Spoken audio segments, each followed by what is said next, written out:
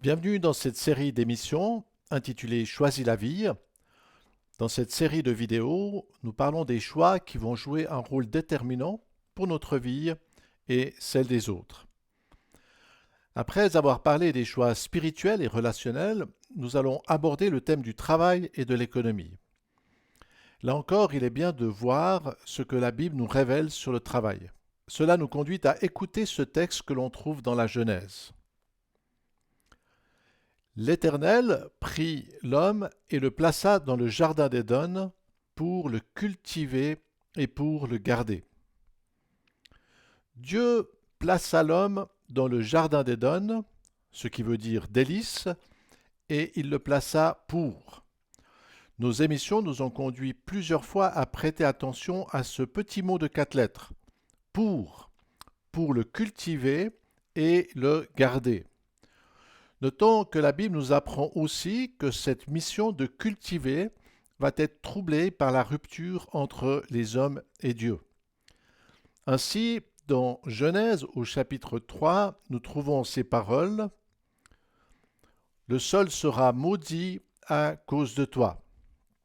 C'est à force de peine que tu en tireras ta nourriture tous les jours de ta vie. » Comme le montrent ces paroles, le fait de rejeter Dieu bouleverse le lien entre les hommes et la création. Le sol est maudit et avec le chaos, les obstacles et les épines vont proliférer. Le travail va devenir une chose bien plus pénible. Le fait de devoir travailler plus durement est l'un des jugements qui touchent les hommes. Pourtant, et malgré ce durcissement, c'est par son travail que l'homme peut valoriser son environnement et se nourrir. Ce mandat donné par Dieu est très important.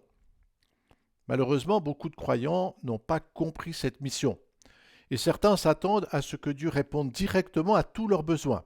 Ils ne font rien, mais dans leur prière, ils vont dire « Seigneur, donne l'argent, donne la maison, donne la richesse. » Sur les réseaux sociaux, je reçois parfois des images de caisses remplies d'argent que m'envoient des chrétiens. Clique sur l'image et dis Amen. Selon ces propos, et si j'ai la foi, un bruit va se faire entendre dans le ciel et blam, je vais recevoir une grosse somme d'argent. Ce sont des bêtises, car Dieu nous a placés sur la terre avec le mandat de cultiver et de garder notre jardin.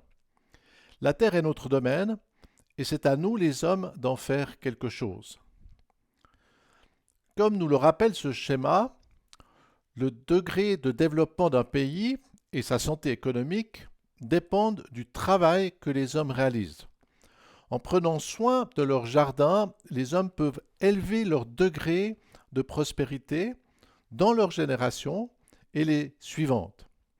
Étudier, explorer, concevoir, inventer, créer, extraire, fabriquer, façonner, construire, cuisiner, élever, enseigner, soigner, organiser, valoriser, etc.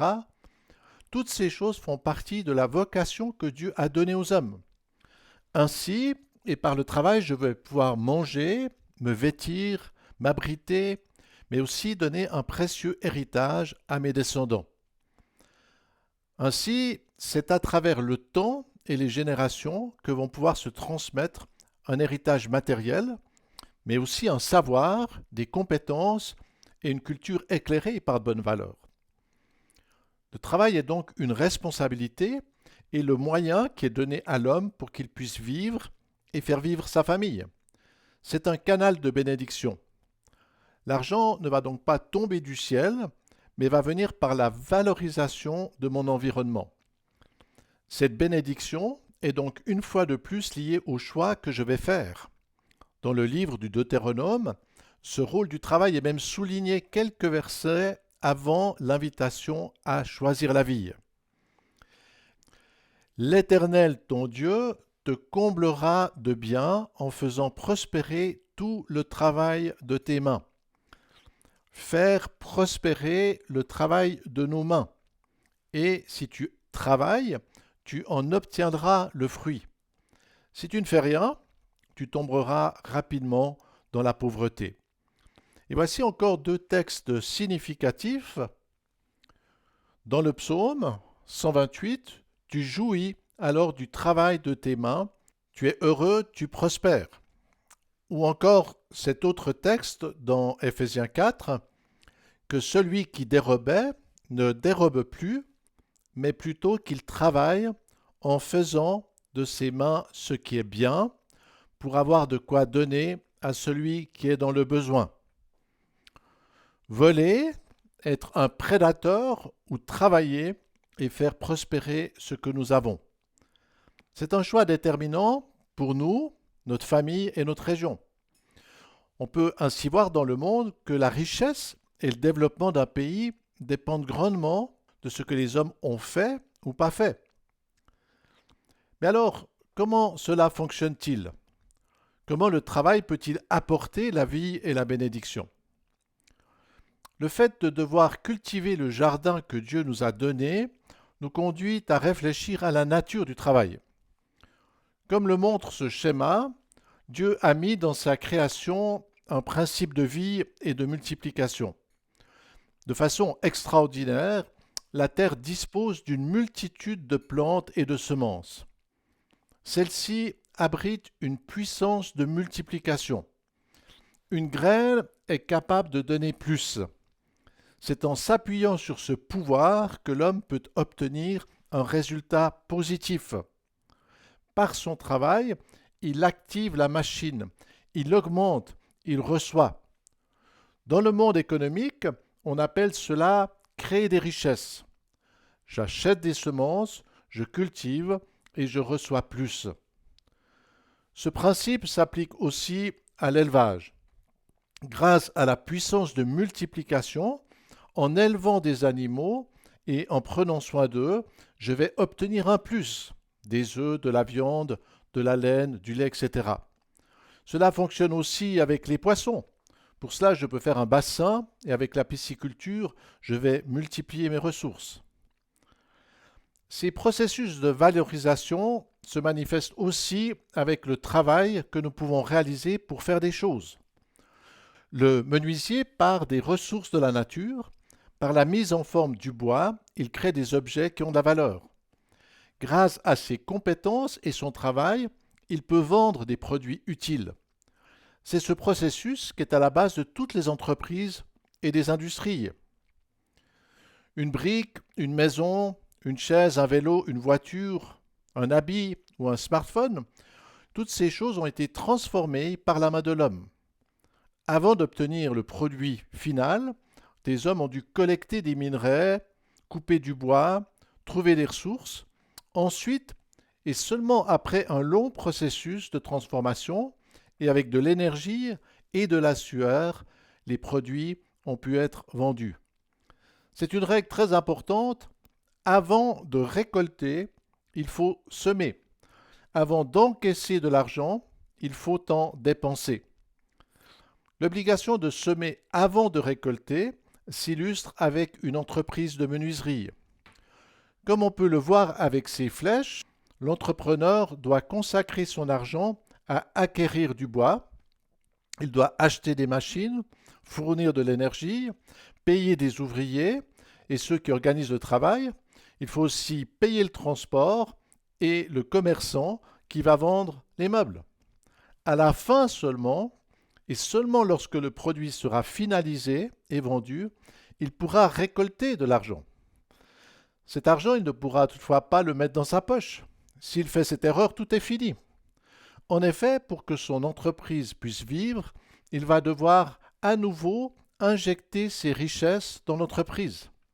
Cet argent va alors servir à obtenir de nouvelles planches, à payer les ouvriers, à financer l'énergie et les fournitures, etc. C'est avec ce mouvement circulaire qu'une entreprise fonctionne.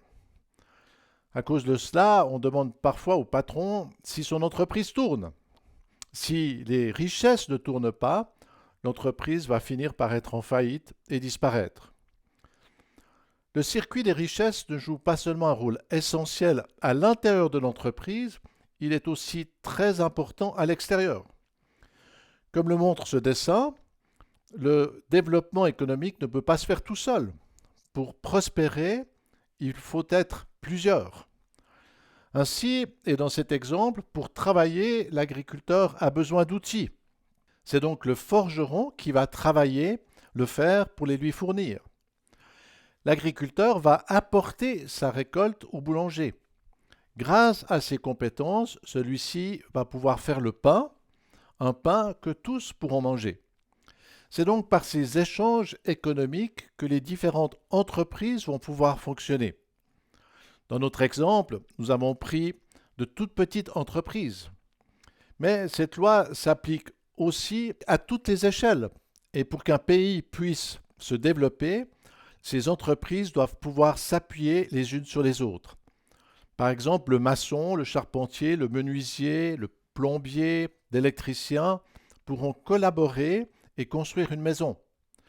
À une échelle plus grande, les grandes industries pourront s'appuyer sur des réseaux d'entreprises pour construire des voitures, échanger des marchandises, fabriquer des médicaments, produire de l'alimentation, faire de la distribution commerciale, etc., etc. Avec les transports et l'informatique, le principe des boucles s'applique à l'échelle mondiale. Un smartphone, par exemple, est le fruit de très nombreux échanges. Les entreprises minières, les transports, la transformation, l'étude et la conception, la programmation. Avec votre smartphone, vous tenez le monde dans votre poche. Notons qu'il n'y a pas que les matières et les produits qui circulent. L'argent subit lui aussi cette rotation. Et toute l'économie, qu'elle soit grande ou petite, s'appuie sur ce mouvement circulaire des richesses. Ce sont notamment ces échanges qui permettent à une banque de fonctionner. Pour cela, la banque doit commencer par obtenir des richesses. Elle peut les demander à la Banque nationale ou à des prêteurs. Pour que ces personnes acceptent de donner leur argent, la banque doit leur offrir des avantages. En me confiant votre argent, il sera en lieu sûr et nous allons vous en redonner plus. Une fois qu'elle aura obtenu ces ressources, la banque devra s'employer à les faire fructifier. Pour cela, elle va prêter de l'argent. Celui qui emprunte aura plus de richesses, mais en échange, il devra payer un loyer, il devra payer des intérêts. Grâce à cette récolte, la banque pourra donner la part qui revient à ceux qui lui ont confié leurs richesses. Ces boucles de confiance sont essentielles, mais elles sont aussi fragiles. Si le banquier part avec la caisse et dilapide ce qui lui est confié, si ceux qui empruntent l'argent ne le rendent pas et ne payent pas les intérêts, bien dans ces deux cas, il y aura de graves problèmes. Les boucles de confiance et d'échange indispensables à l'économie sont comme les chaînes qui permettent à une moto ou à un vélo d'avancer. Dans une chaîne, chaque maillon fait le lien avec l'autre. C'est grâce à ces unions que la chaîne peut entraîner la roue. Mais ce sont aussi ces unions qui rendent la chaîne fragile. Car si un seul maillon lâche, eh bien, la chaîne se brise. Dans une banque, une entreprise et un réseau économique, c'est la même chose. Il suffit qu'une personne ne soit pas fiable pour briser la confiance et détruire l'ensemble. Cela arrive même dans les églises. Il y a plusieurs années, à Kinshasa, le comptable d'une grande œuvre chrétienne a pris l'argent qui était dans la caisse et a cassé tous les ordinateurs. C'était un voleur qui prenait de l'argent depuis des années. À la fin, il a tout pris et a tenté de détruire les preuves de ses agissements. Nous connaissons tous des histoires semblables. Celui qui vole quelque chose en entreprise, celui qui n'est pas fiable, celui qui fait mal son travail, qui ment, qui dissimule les choses, c'est un maillon faible, un maillon destructeur. Parfois, des personnes viennent vers moi pour se lamenter. Monsieur Rechat, je suis au chômage depuis plusieurs années et personne ne me donne du travail. Toutefois, en voyant comment se comporte cette personne, je ne vais pas pleurer sur elle. Au contraire, et je devrais plutôt lui dire « Mais heureusement que vous êtes au chômage. C'est une grâce que vous n'ayez pas de travail, car si vous étiez employé dans une entreprise, vous la conduiriez à la ruine. Ce dessin nous permet d'aborder la question du maillon de manière très concrète. Dans les formations que j'apporte dans divers pays, je pose souvent cette question. Si je vous donne de l'argent à apporter à une personne qui est à l'autre bout de la ville, quelle somme va-t-elle recevoir? À noter que c'est une question que je pose aussi souvent dans les églises. Alors, je vous donne 100 dollars. Honnêtement, que va-t-il se passer? Alors combien? Vous avez les billets entre vos mains, vous devez les apporter à un inconnu, vous lui donnez quelle somme? La réponse que l'on me donne le plus souvent, c'est qu'il va y avoir un prélèvement en route. La personne située à l'autre bout de la ville ne va pas recevoir la totalité. Certains m'ont même dit que le gars mettrait tout dans sa poche et se contenterait de lui dire Monsieur Rechat est venu chez nous, il te salue bien. Ces choses nous font sourire, mais elles sont extrêmement graves. Vous pouvez travailler, vous pourrez pleurer, vous pourrez prier de toutes vos forces. Si vous n'êtes pas capable de transmettre des richesses sans y toucher, vous serez toujours pauvre. Votre village sera pauvre, votre pays sera pauvre.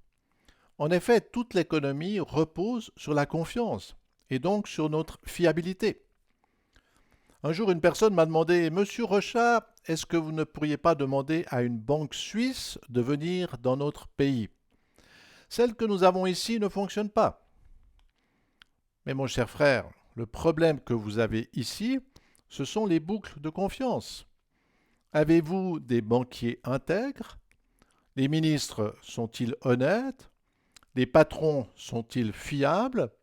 Et vous-même, si je vous prêtais de l'argent, me le rendriez-vous? Ce sont là les vraies questions. Être un maillon faible ou un maillon fiable nous ramène à la question des choix. Le choix de céder à la tentation ou de résister à l'attraction du mal. C'est ce choix entre la vie et le gouffre de la mort.